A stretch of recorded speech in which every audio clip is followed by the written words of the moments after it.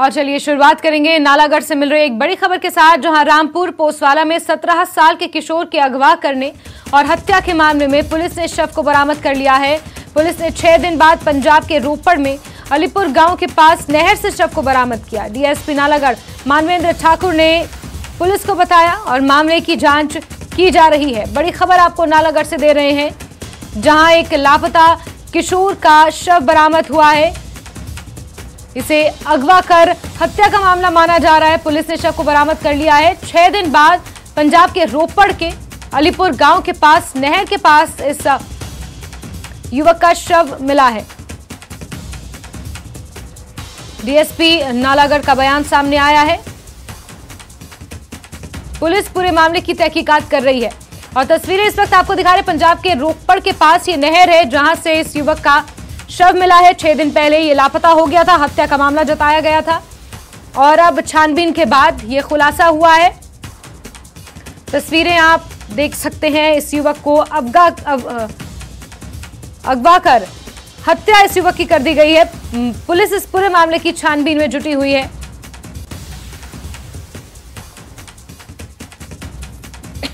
मुंडा तेरे कोल नूं आया था, कहना मैं पुलिस चौकी आ, उत्थे आ जा। जब पुलिस चौकी उन्होंने दस्सिया भी इधर जो उत्थे ट्रेस करिया, 7:05 पर गड्डी बैरीयर पर ते निकल गई। फिर असीं पुलिस दे विच FIR करा के लोकेशन टोली। लोकेशन मिली सानूं, पहले असीं नूरपुर वाले रोड पर गए क्योंकि दरिया नहर के कंढे साइड पर। फिर उरे जद असीं उरे आए, वो उत्थे जे गड्डी खड़ी थी, वो कहना भी ये मेरी लत्त नहीं छड्ड रहा। प्रधान भी मौके पर मौजूद था साडा, उन्हें भी सुनी ये गल, मैं भी और मेरे छोटे ब्रदर ने, जिहड़ा उहदा फादर है, भी ये लत्त नहीं छड्ड रहा। जब अद्धी ते वध गड्डी डुब गई, मुंडा डुब गया, उसके बाद उन्हें लत्त छड्ड के इधरली ताकी खोल के इधरली साइड पर आ गया। जब साइड पर आया था कोई बंदा। और चलिए सीधे रुक करेंगे हमारे सहयोगी जगत बैस का ज्यादा जानकारियों के साथ इसी खबर पर जुड़े हुए हैं। जगत, क्या कुछ ताजा अपडेट्स मिल पाए हैं इस पूरी घटना पर? जानकारियों के मुताबिक 6 दिन पुराना ये मामला है। इस किशोर को अगवा कर लिया गया, फिर हत्या का शक जताया गया और आज इस किशोर का शव भी बरामद हुआ है। अतिरिक्त जानकारी दे पाएंगे जगत?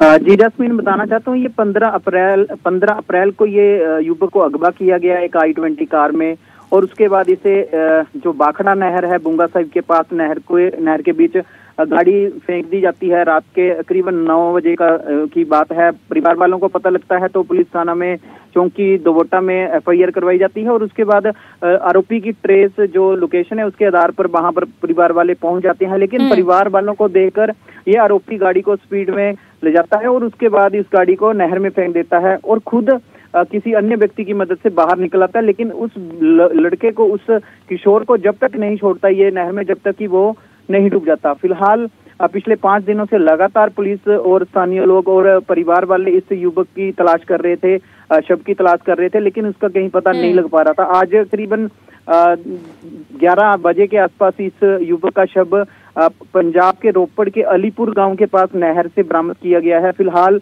पुलिस ने शव को कब्जे में लेकर नालागढ़ के सिविल अस्पताल में पोस्टमार्टम करवाया जा रहा है और डीएसपी मानवेंद्र ठाकुर का कहना है कि पोस्टमार्टम की रिपोर्ट के बाद ही आगामी जो कार्रवाई है वो की जाएगी। कारणों का खुलासा पोस्टमार्टम की रिपोर्ट के बाद आएगा, क्योंकि मामला एक अगवा करने का था, किडनैपिंग करने का था। आरोप परिवार वालों का लगातार यही है कि पहले उसे किडनैप किया गया और उसके बाद नहर में फेंककर उसे डुबो दिया गया और उसकी हत्या कर दी गई। फिलहाल पीड़ित परिवार का रो रो कर हाल बेहाल है, क्योंकि इकलौता बेटा था, 2 इसकी बड़ी बहनें थी, एक छोटा था 17 साल का।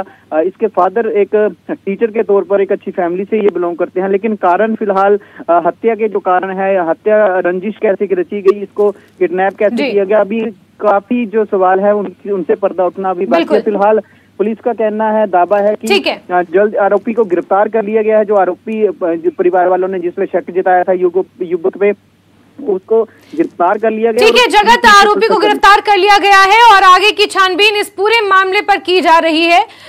किस वजह से इस हत्या को अंजाम दिया गया, किस वजह से किडनैपिंग हुई, इन तमाम चीजों से पर्दा उठना बाकी है। छानबीन हो रही है। जगत, नजर बना के रखें। हमसे जुड़ने के लिए बहुत बहुत शुक्रिया। चलिए आगे बढ़ते हैं खबरों में। शिमला नगर निगम चुनाव में आज नामांकन वापसी का आखिरी दिन है। वहीं बीजेपी और कांग्रेस अपने यहां बागियों को लेकर परेशान है। इन बागियों को मनाने के लिए दोनों दल जुटे हुए हैं और इसके लिए बागियों को पद देने की भी बात कही जा रही है। तो आपको बता दें, शिमला नगर निगम चुनाव के लिए नामांकन वापसी का आज आखिरी दिन है। इस बीच जो बागी हैं, निर्दलीय प्रत्याशी हैं, वो भाजपा और कांग्रेस की गले की फांस बने हुए हैं। दोनों को ही मनाने के लिए, बागियों को मनाने के लिए दोनों ही पार्टियां मान मुनव्वल में जुटी हुई हैं। कहीं पद ऑफर किए जा रहे हैं तो कहीं दूसरी तरफ मनाने में दोनों ही पार्टियां बागियों को जुटी हुई हैं। वहीं चुनाव से जुड़ी हुई एक बड़ी खबर आपको देंगे, जो 80 साल के मतदाता घर से ही अपने मताधिकार का इस्तेमाल कर सकेंगे। विशिष्ट मतदाता, दिव्यांग मतदाता को यह सुविधा दी जाएगी। कोविड-19 से संक्रमित मतदाता को भी घर से ही वोट की सुविधा होगी। आम जनता के लिए जल्द ही एक वेब पोर्टल भी जारी किया जाएगा। तो बड़ी खबर आपको बता दें, शिमला नगर निगम चुनाव से जुड़ी हुई ये बड़ी खबर है, जहां एक तरफ नामांकन का आखिरी दिन है, वहीं राज्य चुनाव आयोग हर एक मतदाता अपने मताधिकार का इस्तेमाल कर सके, उसके लिए अलग अलग कोशिशें की जा रही हैं। जो विशिष्ट मतदाता हैं, दिव्यांग मतदाता हैं, बुजुर्ग मतदाता हैं, वो अपने घर से ही अपने मताधिकार का इस्तेमाल कर सकेंगे। 80 साल के मतदाता अपने घर से ही अपना वोट डाल सकेंगे। वहीं दूसरी तरफ अगर कोरोना संक्रमित कोई मतदाता है तो उनके लिए भी विशेष प्रावधान चुनाव आयोग द्वारा किए जा रहे हैं। बहुत जल्द एक वेब पोर्टल भी इसको लेकर लॉन्च किया जाएगा। आम जनता के लिए जल्द ही ये वेब पोर्टल जारी होगा। वेब पोर्टल के जरिए ये सुविधा आम जनता तक भी पहुंचेगी। तो राज्य चुनाव आयोग कई कदम उठा रहा है ताकि हर व्यक्ति अपने मताधिकार का इस्तेमाल कर सके। शिमला नगर निगम चुनाव के लिए 2 मई को मतदान होना है। आपको ये बता दें, 4 मई को इसके नतीजे आएंगे। इससे पहले नामांकन दाखिल किया जा चुका है और नामांकन वापस लेने की आज आखिरी तारीख है। शिमला नगर निगम चुनाव में 34 वार्ड हैं और इन 34 वार्डों के लिए भाजपा, कांग्रेस, आम आदमी पार्टी और यहां तक कि माकपा ने भी अपने 4 उम्मीदवार मैदान में उतारे हैं। 2 मई को इसके लिए मतदान होना है, 4 मई को नतीजे आएंगे।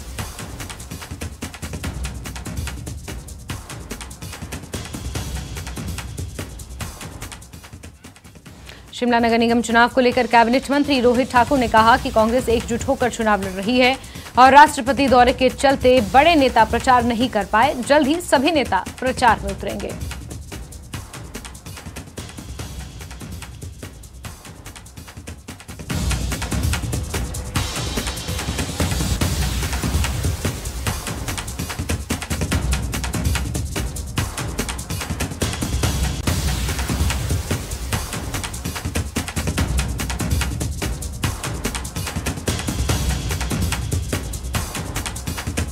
तो इस बीच बड़ी खबर आपको दे रहे हैं।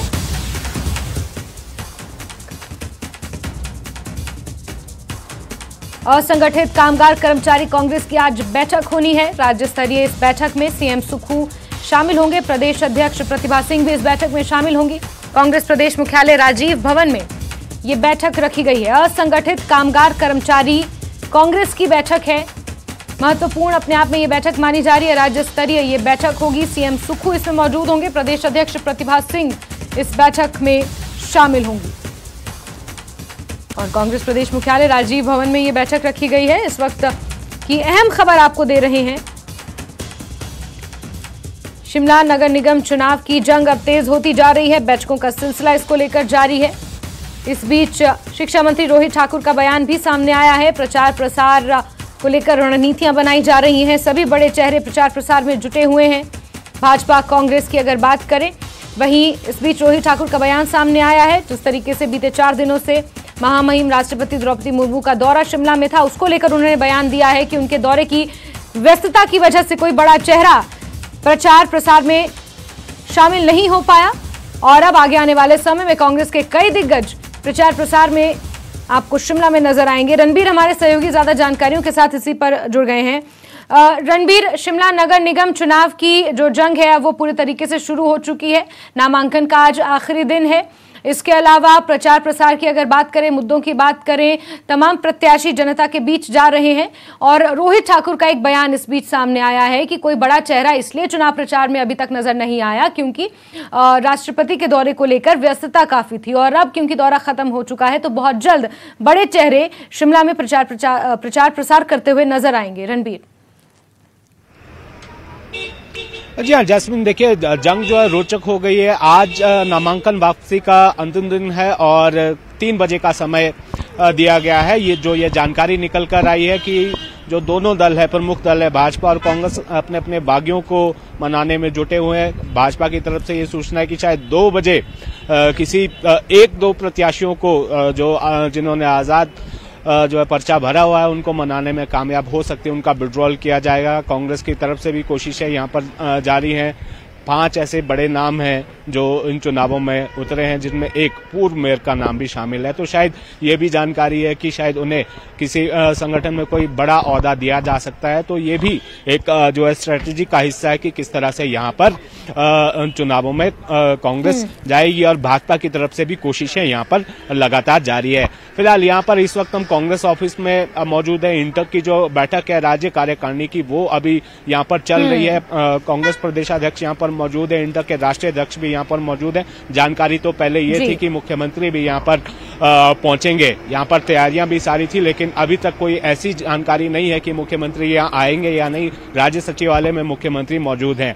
और जहां तक इन चुनावों की बात करें, रोहित ठाकुर ने भी साफ कहा, जो अभी राष्ट्रपति दौरे को लेकर मिनिस्टर इन वेटिंग थे, प्रोटोकॉल में उनकी ड्यूटी लगी थी, तो वो लगातार 4 दिनों तक राष्ट्रपति के साथ थे। तो उन्होंने ये कहा चुनाव प्रबंधन की जिम्मेदारी जो है कांग्रेस ने उन्हें इन चुनावों में सौंपी है। तो उन्होंने ये कहा है कि अब तमाम बड़े चेहरे प्रचार करते हुए नजर आएंगे। उनकी तरफ से ये भी जानकारी दी कि खुद उनके 1-2 दिन के दौरे हैं, 25 अप्रैल के बाद वो यहाँ पर कमान संभालेंगे। तमाम सारे कांग्रेस के मंत्री, सीपीएस और विधायक इन चुनावों में यहाँ पर प्रचार करते हुए नजर आएंगे। बड़ी चिंताएं दोनों दलों की सिर्फ इसको लेकर है कि जो कुछ बागी हैं और कुछ भीतर घात ना हो, गुटबाजी दोनों दलों में काफी है। खासकर शहर में अगर हम बात करें तो शहर में ये काफी समय से देखा जाता है। कांग्रेस के पास एज है क्योंकि सरकार है, यहाँ पर विधायक है, मंत्री हैं। शिमला जिले में 8 में से 7 सीटें उनके पास है। एज ऐसे में जरूर है, तो जाहिर सी बात है कि टिकट के तलबगार बहुत सारे होंगे। लेकिन यहाँ पर देखना होगा कि शायद आज शाम 3 बजे के बाद ये तस्वीर साफ हो जाएगी कि कौन कौन जो प्रत्याशी है, जो निर्दलीय जिन्होंने पर्चा भरा है, वो वापस अपना नाम लेता है या नहीं, और मुश्किल कितनी होगी दोनों दलों को, ये जो है 3 बजे के बाद इस पर जो स्थिति स्पष्ट हो जाएगी। जैसे जानकारी मैंने पहले दी कि शायद 2 बजे के करीब कुछ 1-2 जो निर्दलीय प्रत्याशी उनको मनाने में भाजपा कामयाब हो सकती है। कांग्रेस की तरफ से भी ऐसी सूचना आ सकती है। कांग्रेस ने देखिए पिछले कल की जो तस्वीर निकल कर आई, इंजनघर वार्ड से जो आम आदमी पार्टी के प्रत्याशी थे उनको अपनी पार्टी में शामिल किया है। कंगना धार से जो निर्दलीय प्रत्याशी थी उन्हें भी वापस अपने कुनबे में शामिल किया है। तो एक लिहाज से एक ये संदेश कांग्रेस ने दिया है।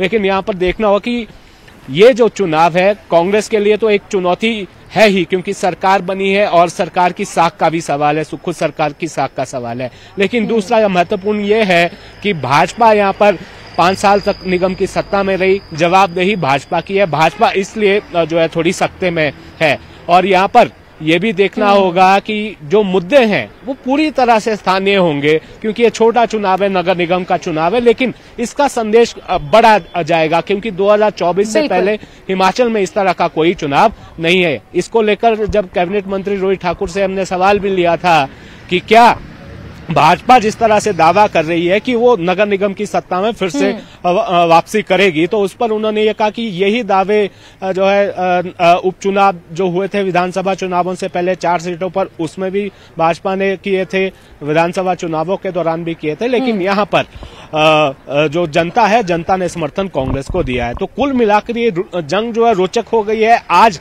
इंतजार दोनों दल इस बात का कर रहे हैं कि ज्यादा से ज्यादा जो प्रत्याशी हैं, जो जिन्होंने निर्दलीय के तौर पर रणबीर, कहीं ना कहीं बागियों को मनाने की जो कवायद है वो अब तेज हो गई है। और जिस तरीके से आप कह रहे हैं कि 3 बजे के बाद स्थिति स्पष्ट हो जाएगी, जब राज्य चुनाव आयोग जो अंतिम सूची है प्रत्याशियों की वो जारी करेगा, और उसके बाद जो नाम देखने को मिलेंगे और कितने निर्दलियों ने, कितने बागियों ने अपने नाम वापस लिए हैं, ये देखना अपने आप में काफी अहम होगा। इस बीच इंटक की बैठक भी प्रदेश मुख्यालय में कांग्रेस की आज होने वाली है, नजर आप बना के रखें। रणबीर, हमसे जुड़ने के लिए, तमाम जानकारियों के लिए आपका बहुत बहुत शुक्रिया।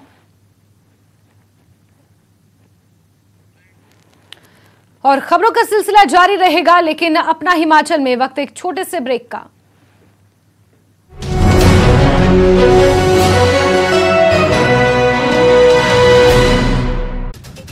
खबर की किन्नौर से जहां बर्फबारी और बारिश का दौर जारी, इसके चलते जिले में शीतलहर बढ़ गई है। जानकारी के अनुसार पांगी नाला नेसंग झूले के पास राष्ट्रीय उच्च मार्ग 5 अवरुद्ध हुआ। हमीरपुर के राजकीय हाई स्कूल स्वाहल के 9वीं कक्षा में पढ़ने वाले छात्र ने सोलर लंच बॉक्स पर निबंध लिखा है और सोलर लंच बॉक्स को अव्वल स्थान मिला है। इसके चलते अब राज्य स्तरीय science, mathematics and environment exhibition के लिए भी चयन किया गया, जो कि सोलन में 26 अप्रैल को होगा। हमीरपुर में 156 करोड़ की लागत से विद्युत सेवाओं को चाक-चौबंद किया जाएगा, जिसको लेकर लगभग 156 करोड़ रुपए की बड़ी कार्य योजना तैयार। किन्नौर में पिछले 2 दिन से रुक रुक कर ऊंचाई वाले क्षेत्रों में बर्फबारी और निचले क्षेत्रों में बारिश का सिलसिला जारी। इसके चलते तापमान में भारी गिरावट। प्रशासन ने बारिश और बर्फबारी को देखते हुए स्थानीय लोगों, पर्यटकों और ट्रैकरों से अनावश्यक ऊंचाई वाले क्षेत्रों में न जाने की अपील की।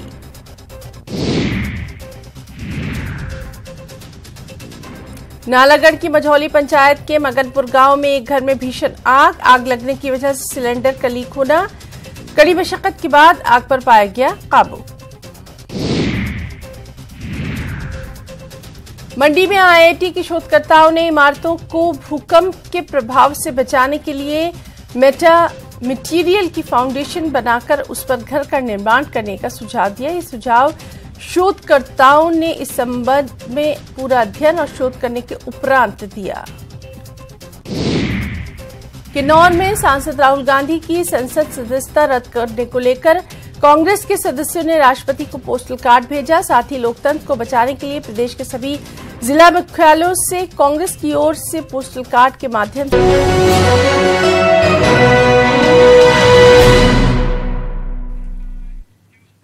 ब्रेक के बाद खबरों के सिलसिले को आगे बढ़ाते हैं। राष्ट्रपति द्रौपदी मुर्मू का शिमला दौरा पूरा हो चुका है और वो दिल्ली लौट गई हैं। उनको विदाई देने सीएम सुक्खू राष्ट्रपति निवास पहुंचे।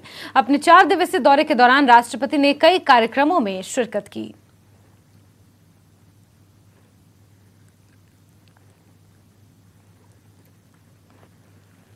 तो तस्वीरें सामने आई हैं जहां राष्ट्रपति द्रौपदी मुर्मू को कल्याणी हेलीपैड पर विदाई देने के लिए कैबिनेट मंत्री हर्षवर्धन चौहान नजर आ रहे हैं। राज्यपाल श्री प्रताप शुक्ल और सीएम सुक्खू वहां पर पहुंचे और उनके दौरे के 4 दिन पूरे हो चुके हैं और अब राष्ट्रपति द्रौपदी मुर्मू दिल्ली वापस आ चुकी हैं।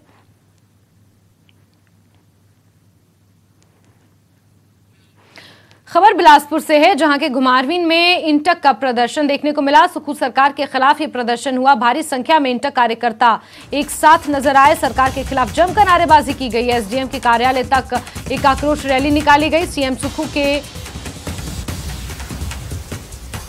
लिए मांग पत्र सौंपा गया। तो इंटक के कार्यकर्ता आंदोलनरत हैं। सरकार के खिलाफ जमकर घुमारवी में उन्होंने नारेबाजी की। एसडीएम कार्यालय तक एक रैली भी निकाली गई।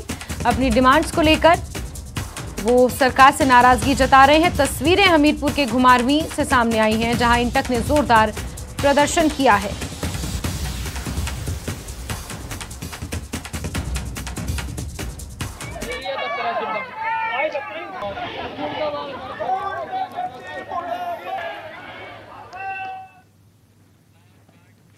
खबर सुंदरनगर से जहां निर्माणाधीन मल्टीपर्पज इंडोर स्टेडियम को लेकर राजनीति शुरू हो गई है। कांग्रेस और भाजपा इस स्टेडियम के निर्माण को लेकर अपने आमने सामने आ गई हैं। दरअसल बीते दिनों खेल मंत्री विक्रमादित्य सिंह के मंडी दौरे के दौरान दिए गए बयान से ये बवाल मचा है।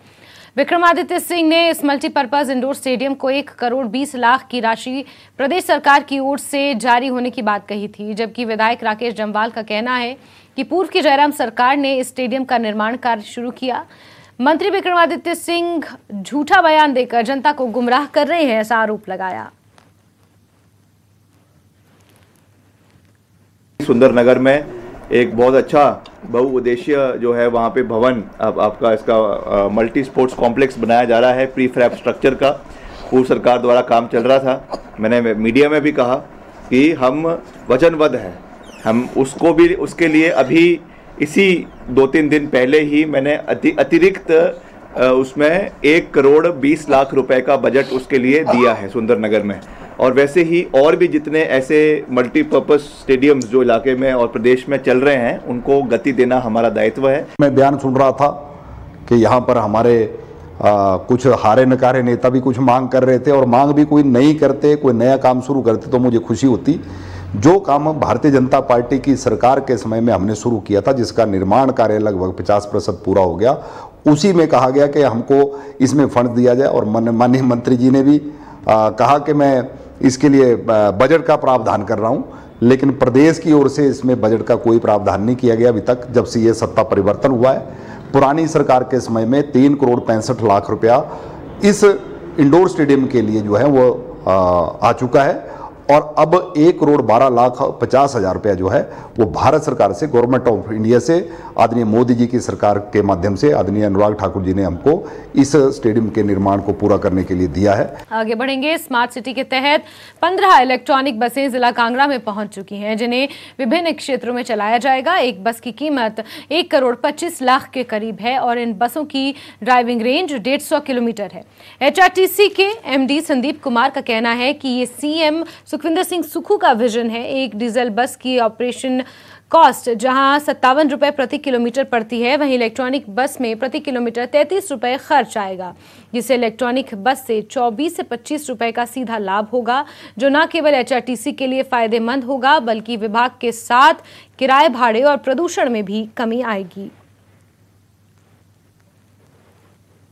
धर्मशाला स्मार्ट सिटी की तरफ से HRTC के बेड़े में 15 इलेक्ट्रिकल बसेस आई हैं।